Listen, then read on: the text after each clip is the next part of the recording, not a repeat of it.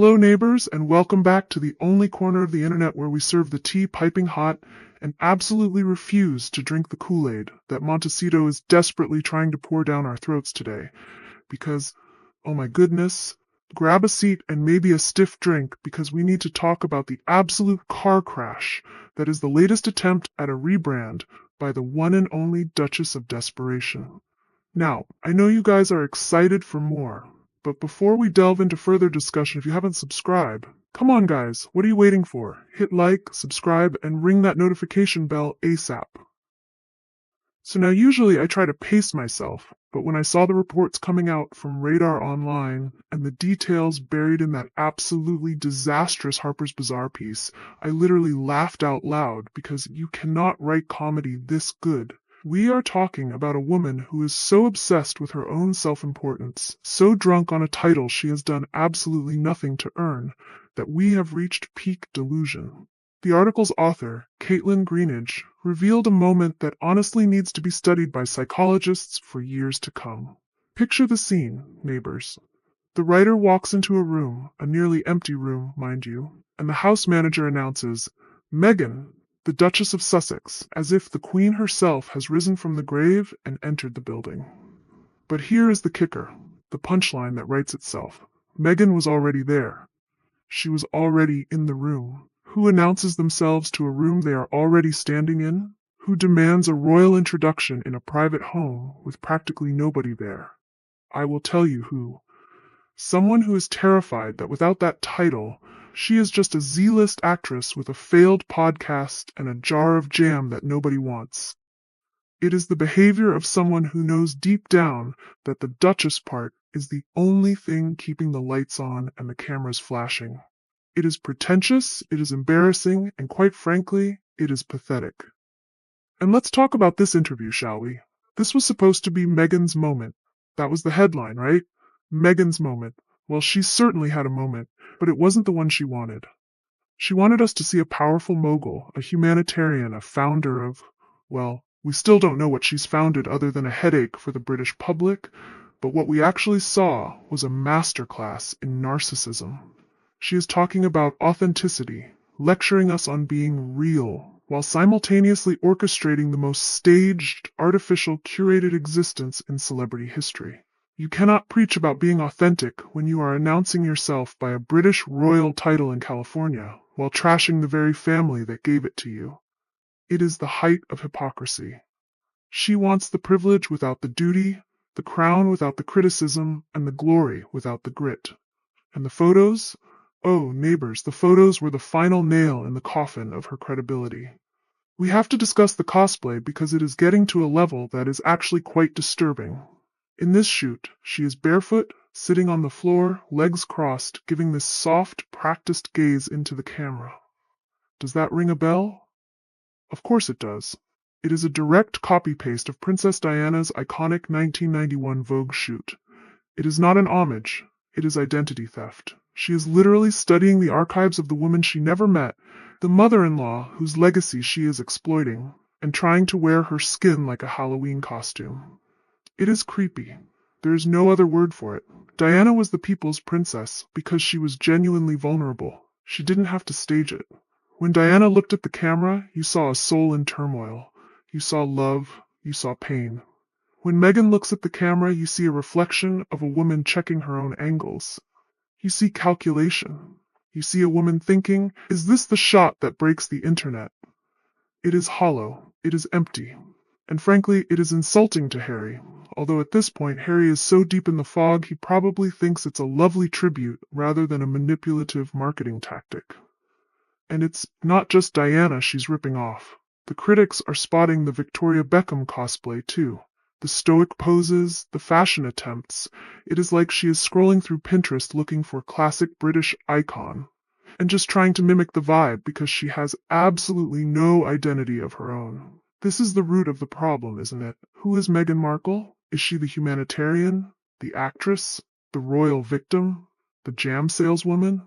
She changes her personality more often than she changes those ill-fitting couture outfits. She is a chameleon, but not a clever one because we can all see the zipper on the costume. She talks about using her voice, but all she ever uses is other people's words, other people's struggles, and other people's aesthetics.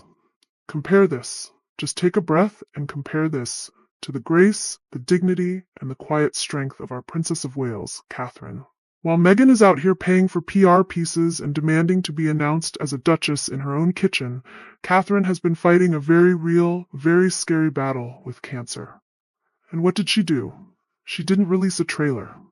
She didn't sell her story to Oprah. She stepped back, she focused on her family, and when she did speak, it was with a raw honesty that broke hearts around the world without a single ounce of theatricality. That is the difference between a queen in waiting and a reality star in waiting. Catherine commands respect by simply existing and doing her duty. Meghan demands respect by shouting her title and buying magazine covers. One is gold, the other is gold-plated plastic that's starting to chip. And honestly, where is Prince Harry in all of this? The spare, the puppet. It is heartbreaking in a way, but also infuriating to see the king's son reduced to a prop in the Meghan Markle Variety Hour.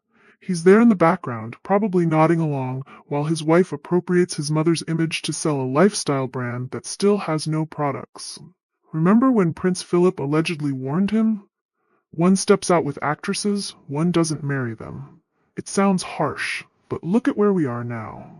Harry has been isolated from his friends, his family, his culture, and his entire life, all to be the plus one to a woman who thinks she's the main character of the global stage. He looks miserable. We all see it. The dead eyes, the forced smiles. He traded the dignity of the monarchy for the emptiness of Hollywood, and Hollywood doesn't even want them. That's the irony. They left the royal family to be global superstars. And now they are the punchline of late-night jokes and the subject of scathing articles in the very magazines they tried to court. The authenticity paradox she keeps pushing is what really grinds my gears. In the interview, she talks about how she's never shied away from telling her story. Are you kidding me? She has done nothing but rewrite history since the moment she got that ring on her finger. She claimed she didn't know who Harry was. Lie. She claimed the British media used the N-word, never proven. She claimed they got married 3 days before the wedding, debunked by the Archbishop himself. Her entire narrative is built on sand, and she has the audacity to lecture us on truth.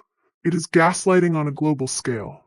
She wants us to believe that the criticism she receives is because she's breaking boundaries, or because she's a strong woman. No, Meghan.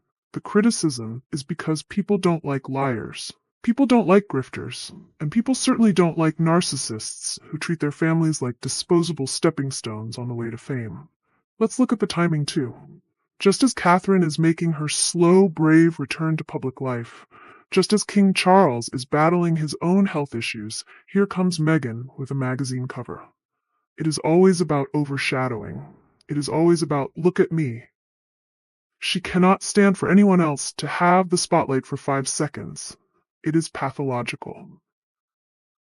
But the tide is turning, neighbors. You can feel it in the comments sections. You can see it in the low engagement numbers for her projects. The world is tired. We are exhausted by the victim narrative from 2 of the most privileged people on the planet. We are bored of the will they, won't they drama. And we are absolutely sick of the title dropping. You want to be American royalty? Fine. But America doesn't have titles. You want to be a duchess? Then go back to the UK, do the ribbon cuttings on a rainy Tuesday in Stoke, and follow protocol.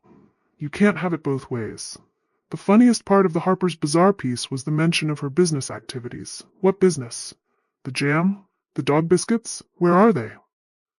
It has been months, and we have seen nothing but a trademark application and some jars sent to her celebrity friends, half of whom didn't even post about it.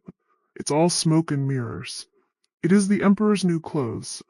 But the emperor is a duchess, and the clothes are a beige linen set that costs more than your mortgage. She is trying to be Martha Stewart. She is trying to be Gwyneth Paltrow. She is trying to be Diana. She is trying to be Victoria Beckham. But she is failing at all of them because she lacks the one thing they all have, substance. Martha can cook. Gwyneth built a brand from scratch. Diana had genuine empathy. Victoria has a legit fashion empire. Meghan has ambition, blind, raging ambition with zero follow-through. And let's not forget the Duchess of Sussex announcement again, because I still can't get over it. It is the behavior of someone who feels small. Small people need big introductions. Important people just walk in. When William walks into a room, the energy changes because of who he is, not because of what someone yelled at the door. Meghan is chasing a ghost.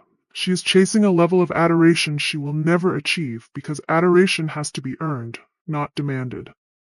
She thought leaving the royal family would unleash her potential, but all it did was expose her limitations. Without the palace machinery behind her, without the men in gray suits to smooth things over, we are seeing the real Meghan. And the real Meghan is messy, disorganized, chaotic, and incredibly self-absorbed. So what is next for the dynamic duo? Probably another rebrand. We will see Meghan the politician, or Meghan the producer. Or maybe she will pivot to Meghan the guru. But it won't work. The mask has slipped too far. We have seen the behind-the-scenes chaos. We have heard the staff horror stories. We have watched them sell out their own flesh and blood for a Netflix check.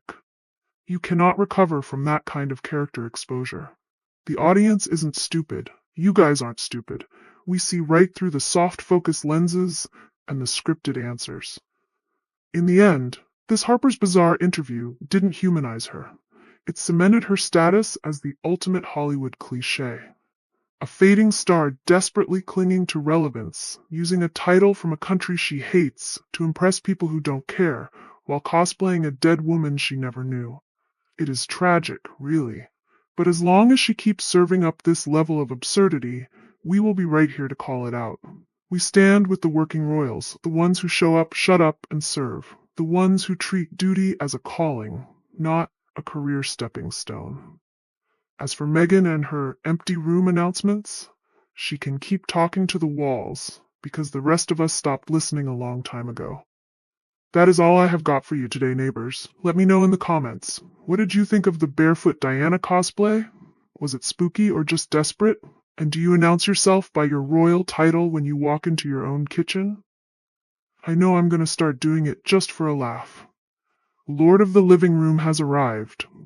Make sure you smash that like button if you support the real royals. Subscribe if you haven't already, because we are growing this community every single day, and share this with a friend who needs a reality check on the Sussex Circus.